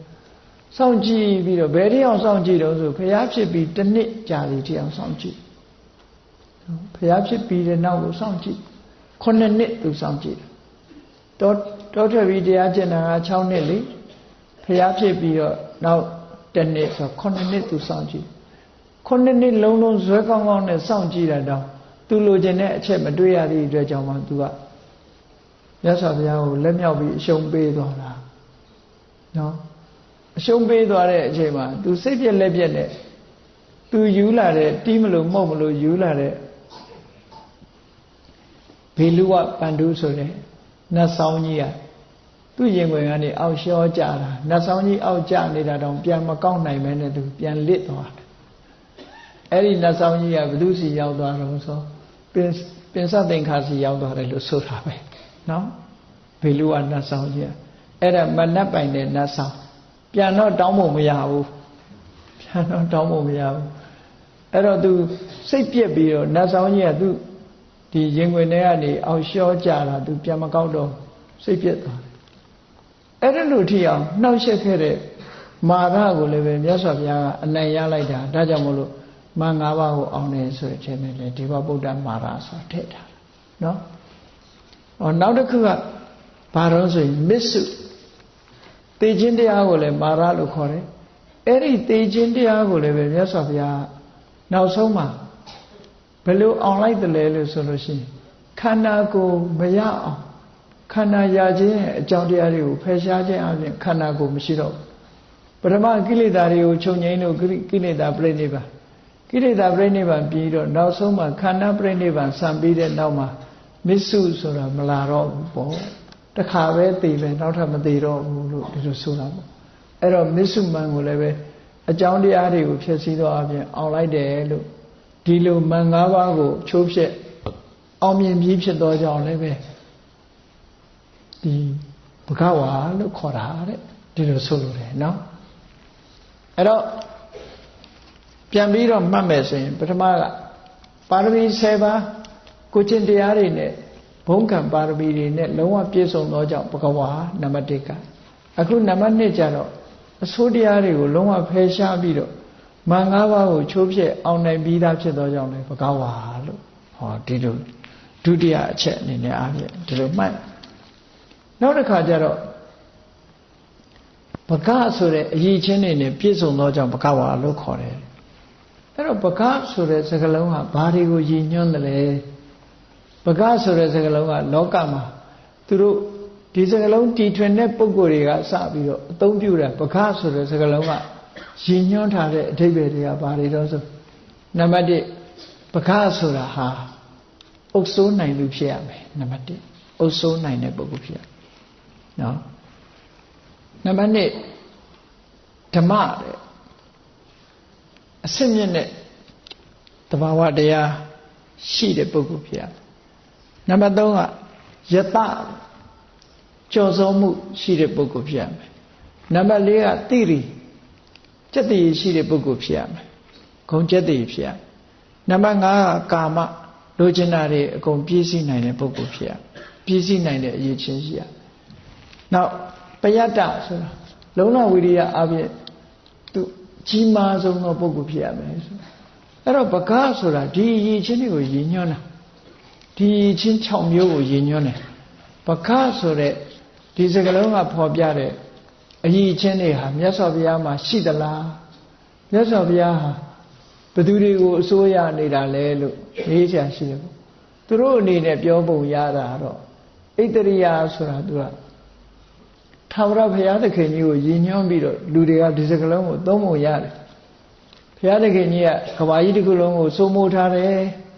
ဘုရားသခင်ကြီးကလောကကြီးတစ်ခုလုံးကိုဖန်ဆင်းထားတယ်ဆိုတာဒါလောကအယူဆတယ်နော်ဟုတ်တာမဟုတ်တာဘယ်သူအာမခံဘယ်သူပြုလုံးနိုင်မလုံးနိုင်ဘယ်သူမှပြုမလုံးနိုင်ဘူးလေဒီကနေ့ခေတ်ရောသိပ္ပံနည်းနဲ့ရောဘုရားသခင်ကလောကကြီးကိုဖန်ဆင်းတယ်ဆိုတာပြုလုံးလို့ရလားမရသည့်အတွက်ကြောင့်လောကကြီးကိုစိုးမိုးအုပ်ချုပ်ထားတယ်ဆိုတဲ့ဒီစကားလုံးဟာလောကကြီးကိုစိုးမိုးအုပ်ချုပ်တာဟုတ်သလားလို့တန်တရားဖြစ်เสียရရှိတယ်အဲ့ဒါကြောင့်မြတ်စွာဘုရားကဘဂဆိုတဲ့စိုးမိုးအုပ်ချုပ်နိုင်တဲ့စွမ်းရည်တတ္တိရှိတယ်ဆိုတာဘယ်လိုအနေထားအပြင်မှတ်သားရမလဲလို့ဆိုလို့ရှိရင်မြတ်စွာဘုရားမှာသူ့စိတ်ကိုသူစိုးမိုးအုပ်ချုပ်တာလောကကြီးကိုစိုးမိုးအုပ်ချုပ်တာမဟုတ်ဘဲနဲ့နော်မြတ်စွာဘုရားကတက္ကစိတ်တွေဣတရိယကဲစဉ်းစားကြည့်လေဘုန်းကြီးတို့တွေငါစိတ်နဲ့ပဲပြောကြတယ်ငါစိတ်ကိုလာမစမ်းနဲ့တဲ့သူများတောင်မှသူကဟိုရင်းလှုပ်လိုက်သေးတယ်ချင်းချောက်လိုက်သေးတယ်လေငါစိတ်ကိုလာမစမ်းနဲ့တို့ချင်းချောက်ကိုယ်စိတ်ကိုကိုနိုင်သလားလို့ဆိုလူတွေဟာအလုံးကိုယ်စိတ်ကိုကိုအရှုံးပေးနေကြတဲ့လူတွေကြီးပဲကိုယ်စိတ်ကိုအုပ်ချုပ်နိုင်စွမ်းရှိရလားလို့ဆိုမစွမ်းနိုင်ဘူးသူများပေါ်တော့အုပ်ချုပ်ခြင်းအုပ်ချုပ်မယ်စိတ်ကိုအုပ်ချုပ်လို့မရဘူးအုပ်ချုပ်လို့မရလို့နော်ဆူတောင်းကြသေးတယ်စိတ်သွားတိုင်းကိုပါတယ်စိတ်သွားတိုင်းကိုပါဖို့ရဆူတောင်းနေကြစိတ်ကိုဘယ်သူမှမအုပ်ချုပ်နိုင်ဘူးကိုယ်စိတ်မြတ်စွာဘုရားကသူ့စိတ်ကိုသူအုပ်ချုပ်နိုင်တယ်သူနေဆိုတဲ့အတိုင်းနေရမယ်ငြိမ်ဆိုရင်ငြိမ်ရမယ်စိတ်ကိုအဲ့လိုထီအောင်မိသိအောင်အုပ်ချုပ်ထားတာ ဒါကြောင့်မို့လို့မြတ်စွာဘုရားဟာတကယ်ဒီသူတဏ္ဍမှာရှိတဲ့စိတ်ကိုလွှမ်းမိုးကြီးစိုးထားနိုင်သောကြောင့်မြတ်စွာဘုရားမှာတကယ်ကိုဘဂဝါလို့ဒီလိုဆိုလို့တယ်နော်ဣတရိယဆိုတဲ့စကားလုံးကအဲ့ဒါအစိုးရကိုယ်စိတ်ကိုအစိုးမရကြဘူးမြတ်စွာဘုရားသူ့စိတ်ကိုသူအစိုးရဓမ္မဆိုတာကြတော့သူများတွေမရှိနိုင်တဲ့ဓမ္မဘာလဲဆိုမလေးပါဖူလေးပါနိဗ္ဗာန်ဆိုတဲ့လောကုတ္တရာတရားမြတ်စွာဘုရားတဏ္ဍမှာအပြည့်အဝရှိတယ်ပေါ့ဒါတစ်ခုခုနကကိုယ်စိတ်ကိုကိုယ်အုပ်ချုပ်နိုင်တယ်ဆိုတဲ့နေရာနဲ့ပတ်သက်လာပြီးတော့ဒီအချက်ကလေးတွေဖော်ပြထားတာရှိတယ်ဘယ်လောက်ထိအောင်အုပ်ချုပ်နိုင်တယ်လဲကိုယ့်ကိုပြောင်းလဲမှုပေါ်မှာစိတ်ကိုကြီးစိုးထားနိုင်တယ်လဲဆိုလို့ရှိရင်ဘုံ6ပါးနဲ့ပတ်သက်ပြီးတော့ပြောထားတဲ့စကားတစ်ခုရှိသေးတယ်မြတ်စွာဘုရားသူ့စိတ်အလိုဆန္ဒတွေအကုန်ပြီးတယ်အလုံးမျိုးစုံစိတ်တိုင်းကြအကုန်ဖန်ဆင်းလို့ရတယ်အဲ့ဒါကိုအနိမာလို့ခေါ်တယ်အနိမာဆိုတာဒီသေးသေးလေးဖန်ဆင်းလို့ရတယ်သူခန္ဓာကိုယ်ကြီးတစ်ခုလုံးကိုသေးသေးလေးဖန်ဆင်းတယ်သေးသေးလေးဖန်ဆင်းတယ်ဆိုတာမျက်စိနဲ့မြင်ကွင်းအောက်ကပျောက်သွားလောက်အောင်ဖန်ဆင်းနိုင်တယ်ပေါ့လုံးဝပျောက်တာတော့မဟုတ်ဘူးအဲ့ဒါဘယ်မှာသာရကပြနိုင်လို့ဆိုလို့ရှိရင်ပကပြမကြီးနဲ့တွေ့တဲ့အချိန်တုန်းကပကပြမကြီးကစိန်ခေါ်တယ်လေမြတ်စွာဘုရားစိန်ခေါ်တယ်သူ့ကိုမြင်နိုင်စွမ်းရှိရင်သူ့ကိုရှာနိုင်ရှာပေါ့တူတူပုံတာပေါ့နော်တူတူပုံရမျိုးလို့ပေါ့နော်တူတူ hide and seek ခေါ်တဲ့ဟာပေါ့ပုံမယ်တွေ့အောင်ရှာ hide and seek လုပ်မယ်ဆိုတော့ तू ကပုံတယ်ပထမပကပြမကြီးကပုံတယ်သူပုံတဲ့နေရာတိုင်းမြတ်စွာဘုရားမင်းဒီနားမှာနဲ့ဆိုပြောတော့သူပုံလို့မရဘူးအဲ့တော့မြတ်စွာဘုရားဒီခါငါလှဲ့တယ်ငါပုံမယ်မင်းရှာဆိုအဲ့လိုပုံမယ်လို့ဆိုပြီးပြောပြီးတော့မြတ်စွာဘုရားလုံးဝပျောက်သွားတယ်လို့ပြောခံရမှာဆိုလို့အတန်တော့ကြားတယ်ရုပ်မမြင်အောင်လုပ်ထားတယ်နော်အဲ့လောက်ထိအောင်ပုံတာမြတ်စွာဘုရားအဲ့တော့ hide and seek မှာအတန်လေးကတော့ပေးနေတယ်အတန်လေးပေးတာဗြဟ္မာကြီးကဒေါင်းတောက်နေအောင်ရှာတာအတန်သာကြားနာဘယ်နာမှမသိဘူးရှာလို့မရဘူးဆိုတာဘဝေဝါဟံဗယံဒိဋ္ဌဝါဘဝေစဝိဘဝေတိနံဆိုတဲ့ဒီခါတာလေးမြတ်စွာဘုရားကိုယ်တိုင်ရွတ်ပြီးတော့နေတယ်အဲ့ဒီအတန်တော့ကြားရတယ်ဘုရားကိုဘယ်နှမှရှာလို့မရခဲ့ဘူးအဲ့ဒါဗြဟ္မာကိုယ်တိုင်ရှာတာလူရှာတာမဟုတ်ဘူးနော်သူအရှုံးပေးခဲ့ရတယ်ပေါ့အဲ့ဒါကိုဒီတန္တရမန္တရဝါသနာပါတဲ့လူကကိုပြောက်ခါထားဆိုပြီးအုံခံပြီးရွတ်နေကြလေနော်အုံခံပြီးတော့ရွတ်တာဟုတ်ဝါသနာပါရင်တော့လည်းရွတ်ကြည့်ပေါ့ပျောက်မပျောက်တော့မသိဘူးအဲ့တော့ကိုပြောက်ခါထားဆိုပြီးတော့ရွတ်ကြတယ်အဲ့တော့မြတ်စွာဘုရားရဲ့ခုနတကူတော်တွေထဲမှာအနိမာဆိုတာသေးသေးလေးဖန်ဆင်းလို့ရတယ်ကဲကြီးကျင်တပတ်ဆိုလို့ရှိရင်လေနော်ဒီအစွမ်းဆရှာမတွေ့လောက်အောင်ကြီးအောင်လုပ်လို့ရတယ်မဟိမာလို့ခေါ်တယ်ကြီးကျင်ရင်လည်းအများကြီးကြီးလို့ရတယ်နောက်လကိမာခန္ဓာကိုယ်ကြီးပေါ်ပါတော့အောင်လုပ်လို့လည်းရတယ်နော်ဂရိမာခန္ဓာကိုယ်ကြီးလေးလံတော့အောင်လည်းလုပ်လို့ရတယ်ကတိမာပိန်ပိန်သေးသေးလေးလည်းဖန်ဆင်းလို့ရတယ်ဝါတဲ့လူတွေအတွက်တော့သုံးဝင်တယ်ပေါ့အဲ့ဒါဝိလျှော့ဖို့ကောင်းတယ်ကတိမာအဲ့ဒါလို့အရေးအချင်းတွေနဲ့ပြည့်စုံလို့မြတ်စွာဘုရားခင်ကိုရောမြတ်ကိုဘဂဝါလို့ခေါ်တာအလုံးလုံးလို့ရတယ်ဆိုတဲ့အဓိပ္ပာယ်ပေါ့ဟောနောက်တစ်ခုကဓမ္မဆိုတာကြတော့လောကုတ္တရာတရားတဲ့နောက်ယတဆိုတာကြတော့ကြည့်ဂုံတည်င်းဆိုတဲ့နေရာမှာကျန်တဲ့ပုဂ္ဂိုလ်တွေကဘလောက်ပဲကြော်တယ်ပြောမသိတဲ့လူတွေအများကြီးနော်တချို့ပြောတယ်နိုင်ငံကျော်တို့နိုင်ငံတွေမကဘောကျော်ကဘာကျော်တို့သိတဲ့လူကနည်းနည်းပဲကြော်တာသူကသူကြော်တာမသိတဲ့လူတွေအများကြီးရှိတယ်နော်ဒီပြန်ဟာပြောနေတခါတော့အမေရိကန်တယောက်နဲ့တွေ့တော့ဘုန်းကြီးတို့ပြောပြတယ်မြန်မာသူကဘယ်နိုင်ငံသားလုံးမေးတော့မြန်မာလို့ဆိုဘာပြောလို့ဆို unknown country အဲ့လိုပြောခံလဲရတယ် unknown country လို့ပြောသွားတယ်သူလူမသိတဲ့နိုင်ငံပေါ့လေအတော်ဆိုးတဲ့လူအဲ့ဒါလိုပဲဟိုကိုယ့်ကိုကဘာကြောနေတယ်နိုင်ငံကြောနေတယ်ပြောပြီးလူမသိတဲ့လူတွေအများကြီးရှိတယ်မြတ်စွာဘုရားကြတော့အဲ့ဒါလိုလားလို့ဆိုမဟုတ်ဘူးမြတ်စွာဘုရားကြတော့သူကလောကတ္တယဗျာပကောကာမဘုံရူပဘုံအရူပဘုံလို့ဆိုရဲလောက သို့မဟုတ်လူဘုံနတ်ဘုံဗြဟ္မဘုံဆိုတဲ့လောကအဲ့ဒီလောက၃မျိုးလုံးမှာပြန့်နှံ့ပြီးတော့ယထာဘုဇခုနတိကတော်မမကန်ကြော်တာမဟုတ်ဘူးတချို့ကကြော်တာမတော်တာတွေအများကြီးပဲလေသူကသူကြော်ညာလို့ကြော်တာရှိသေးတယ်လေဟုတ်မဟုတ်ဘူးကြော်ညာအားကောင်းလို့ကြော်နေတာတွေရှိရသော်ဘုရားကြတော့အဲ့လိုကြော်ညာအားကောင်းလို့ကြော်တဲ့အကြော်မဟုတ်ဘူးယထာဘုဇခုနအဓိကတော်တကယ့်ကိုစစ်မှန်တဲ့ခုံကြောင့်ရလာတဲ့အတိဝိယပရိသုတ်တော်ရတော်တဲ့လုံးဝတန့်စင်တဲ့ခုံတရင်လို့ဆိုလိုတယ်အဲ့တော့မြတ်စွာဘုရားမှာဣတရိယဓမ္မယတဆိုတဲ့ဘုန်းတော်ဟာလည်းပဲအဓမ္မကြီးမားတဲ့ဘုန်းတော်ကဘာအနတ်နော်လူသားတွေအတိုင်းဝိုင်းနေမကဘူးနတ်တွေအတိုင်းဝိုင်းဗြဟ္မာတွေအတိုင်းဝိုင်းထိအောင်မြတ်စွာဘုရားကိုအလုံးဝသိချတယ်သိမှာပေါ့ဒီစัจ java လာတယ်မဟုတ်ဘူးလေဒီစัจ java လာတယ်မဟုတ်ဘူးမြတ်စွာဘုရားကဒီစัจ java လာဂရေတသိန်းကလာတဲ့နတ်တွေဟာမြတ်စွာဘုရားရဲ့အဆုံးအမကိုလက်ခံထားကြတယ်အဲ့တော့ဒီစัจ java လာတစ်ခုတည်းတင်ကြော်တာမဟုတ်ဘူးမြတ်စွာဘုရားကိုနာမည်ပြရင်တော့စัจ java လာကြော်လို့နာမည်ပြရမယ်ထင်တယ်ကဘာကြော်တော့မဟုတ်စัจ java လာအားလုံးကသိတဲ့ပုဂ္ဂိုလ်တူဟာမြတ်စွာဘုရားပဲဖြစ်တယ်ဒါကြောင့်မို့ယတဘုံကိုဟာလေသူများကြော်တာနဲ့မတူဘူးလို့ဒီလိုပြောနောက်တစ်ခုကြတော့ဘာတော့ဆိုလို့ရှင်ဒီတိရိစက်တိရှိတာနဲ့ပတ်သက်ပြီးတော့ကြည့်လိုက်အေးလူတွေကပြောကြတယ်ဒီပုဂ္ဂိုလ်ကြည့်လိုက်ရတာစက်တိရှိလိုက်တာယောဂစက်တိရှိတယ်ဝဇ္ဇဆင်ထားတာစက်တိရှိတယ်နဲ့ပြောကြအဲ့ဒီမှာစက်တိဆိုတာလူတိုင်းမှာပြည့်စုံနေမှာပြည့်စုံမှာပေါ့နော်စက်တိမရှိဘူးရှိအောင်လှုပ်ထားချို့ကြတော့မျက်နှာတောင်ပေါင်းတင်ထားသေးတယ်လေစက်တိပိုရှိလားမလားလို့လှုပ်ကြတာပေါ့အမျိုးစုံလှုပ်ကြတာမြတ်စွာဘုရားကျတော့အဲ့လိုပေါင်းတင်စရာမှမလိုတာသူကြတော့ငကိုစက်တိရရှိတော့ရူပကာယဓတနာပြဝတသနနေယနပတာရသနနသမထတဲ့အလှအပကိုကြည့်ဖို့အားထုတ်ကြတဲ့ပုဂ္ဂိုလ်တွေအတွက်တော့စိတ်တိုင်းကြအောင်လှတဲ့အလှဟာမြတ်စွာဘုရားမှာသာရှိတယ်လို့ဒီလိုဆိုနော်ရူပကာယမြတ်စွာဘုရားရဲ့ရုပ်အဆင်းဟာဘယ်နေရာကကြည့်ဘယ်ဟာကိုပဲကြည့်လက်ချောင်းကြည့်မလားမျက်နှာကြည့်မလားနှာခေါင်းကြည့်မလားပဲအသေးစိတ်ဘယ်ဟာကိုပဲကြည့်လောကလူတွေအလှပရှာကြည့်ဖို့ကြိုးစားတဲ့ပုဂ္ဂိုလ်တွေရဲ့မျက်စိပတာဒကိုဖြစ်ပွားစေနိုင်တယ်တဲ့မြတ်စွာဘုရားရဲ့ခန္ဓာကိုယ်မှာရှိတဲ့ကိုယ်ရင်ကအစိတ်ပိုင်းတွေအားလုံးဟာပြည့်ပြည့်စုံစုံจิตတည်ရှိလို့တိရိဆိုတဲ့ဘုန်းတော်တွေရတယ်ဒါပကဝါလို့ခေါ်တာတဲ့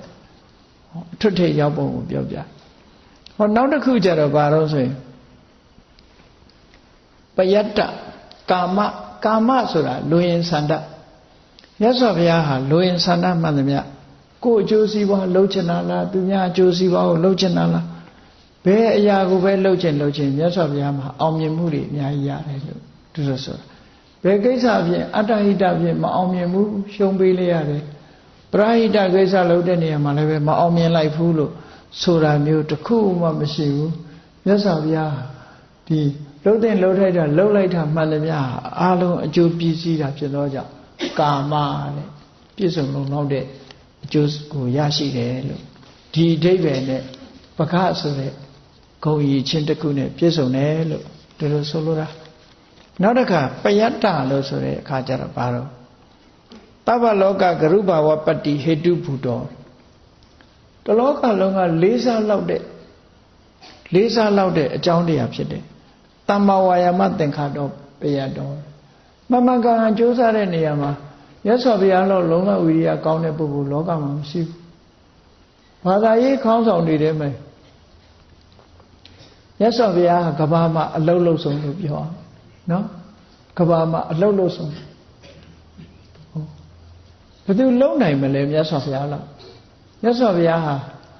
နေ့မှလည်းတနေ့ကုန်အလုံးလုံးတယ်ပြောမယ်ဆိုရင်နတ်နယ်ပိုင်းနေ့လယ်ပိုင်းနှစ်ချိန်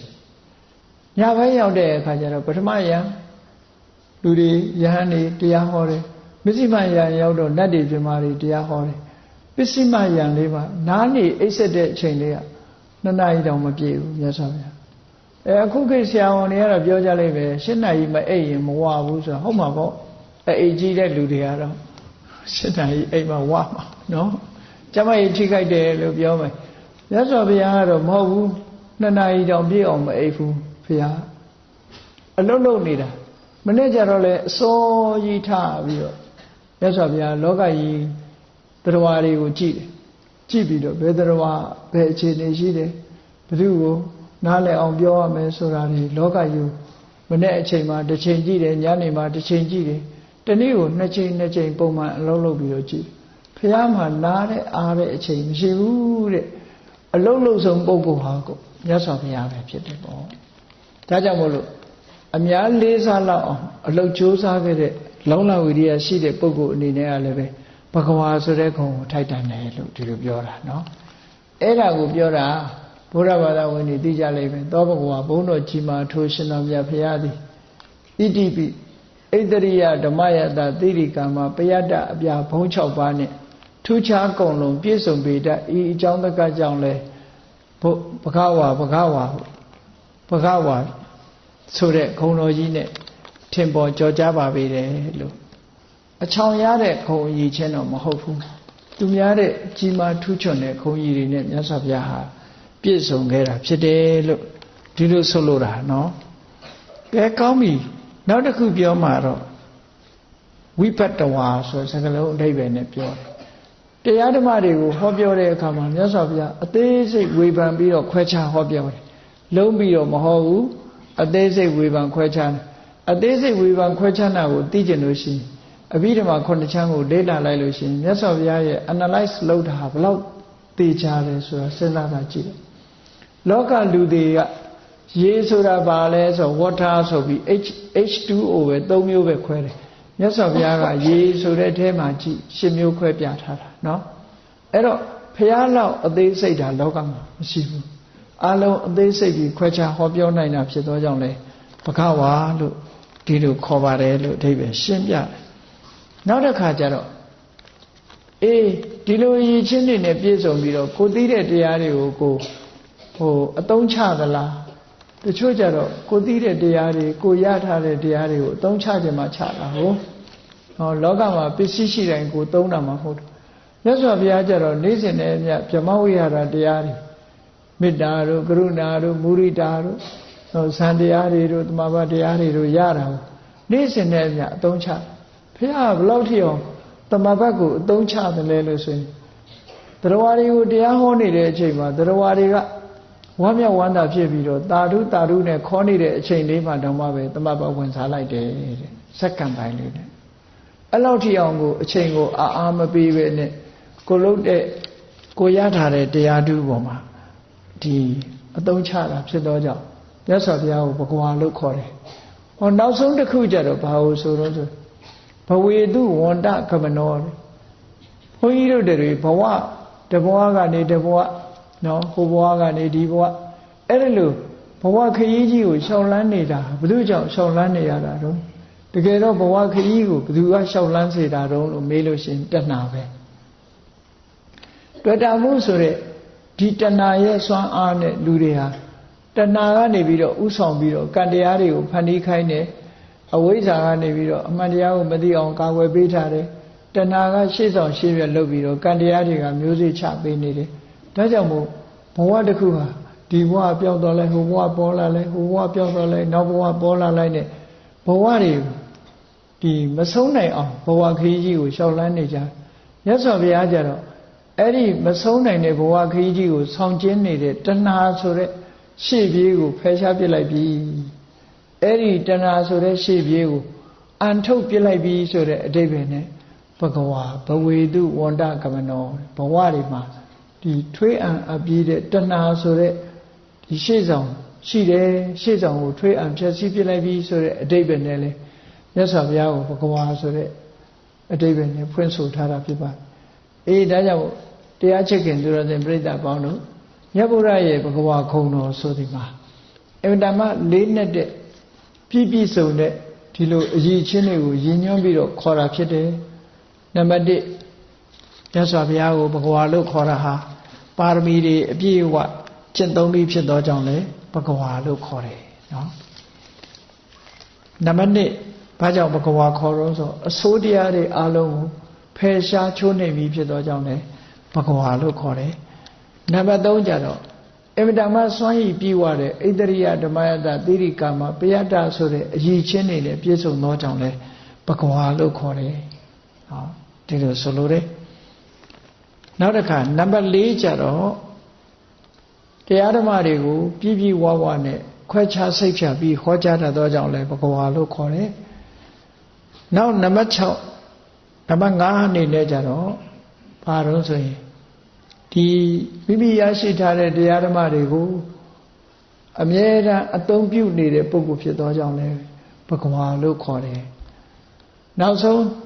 နံပါတ်6ကျတော့ဘဝကိုရှေ့ဆောင်ရှေ့ရွက်လုံနေတဲ့တဏှာဆိုတဲ့အဆိုးတရားကိုဖယ်ရှားထွေးအံပြီးဖြစ်သောကြောင့်လဲဘဂဝါလို့ခေါ်တယ်လို့ဒီလိုစာပေကျမ်းဂန်မှာဘဂဝါရဲ့အဓိပ္ပာယ်တွေကိုဖွင့်ဆိုထားတာဖြစ်ပါတယ်အေးဒါကြောင့်မို့တရားချစ်ခင်သူတော်စင်ပြိဿပေါင်းတို့အနေနဲ့ဘုရားမြတ်စွာရဲ့ဘဂဝါကုံတော်တွေကိုအာယုံပြုပြီးတော့တို့ကိုးကွယ်တဲ့မြတ်စွာဘုရားဆိုတာတာမန်ပုဂ္ဂိုလ်မဟုတ်ဘူးဒီလိုရည်ချင်းနေရှိတဲ့ပုဂ္ဂိုလ်ဖြစ်ပါတယ်ပေတယ်လို့ဆိုတာကိုသိရှိနားလည်ပြီးတရားတရားဖြစ်ပွားပြီးမြတ်ဗုဒ္ဓရဲ့ခုံတော်တွေကိုမိမိတို့ရဲ့ယင်နဲ့နှလုံးထဲရောက်အောင်ကျင့်ဆောင်ခြင်းအားဖြင့်မိမိတို့ဘဝမှာလည်းပဲလေးစားဖွယ်အရည်ချင်းတွေရရှိအောင်ကြိုးစားအားထုတ်နိုင်ကြပါစေကုန်သတည်း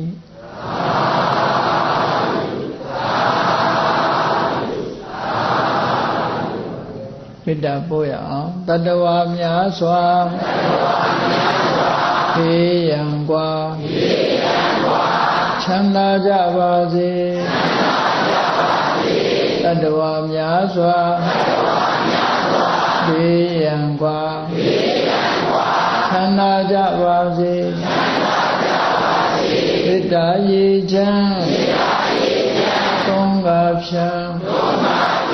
ငြိမ်းချမ်းကြပါစေမေတ္တာရေချမ်းသုံးပါးဖြံငြိမ်းချမ်းကြပါစေသက်ရှိကြမ်းမာစိတ်ချမ်းသာလူရဆန္ဒပြပါစေသက်ရှိကြမ်းမာစိတ်ချမ်းသာလူရဆန္ဒပြပါစေဘုံလန္တာဒုက္ခပင်ကစားမေတ္တာပုံနေတုသင်္ကမမနောတရတိတဝေတံဘဝယန္တုဒုက္ခတကမေတ္တာပုံနေတုသင်္ကမစုပေါင်းဖို့အမေတ္တာတဟုရောင်ယူပါဝင်းမွေလာမင်းနှင့်ရောင်ခြင်းရှဲယုံပေါင်းဆောင်ရခြင်းကြောင့်တဝေတံကျွမဲ့ဩတုံလုံးစုံများစွာတတ္တဝါတို့၏မနောတရတိမြင်မြဖြူစင်အေးကြည်လင်းသည့်ရေစင်ပြည့်တင်းစိတ်နှလုံးတည်းဟူသောရေအိုင်ကြီးအတွင်း၌ဒုက္ခပင်အစာစင်ထာဝရအေမြจิตတာယာပွင့်လန်းချမ်းသာဒုက္ခတည်းဟူသောကုမုဒ္ဒရာကြာဝန်တို့သည်ဖုံးလန္တဝန္တာရှင်မြူဝမုံလူလျက်ကြည်နူးပွဲကြုံဖူးပွင့်ညာကုန်သည်ဖြစ်၍ဒုက္ခနကလေးအောင်လေးတဲ့ရောရှက်သင်ပြပိတိတိဟုသောယနန်တို့သည်ဘဝယန္တုကောင်းစွာမသွေကြိုင်လိုက်၍နေကြပါစေကုန်တည်း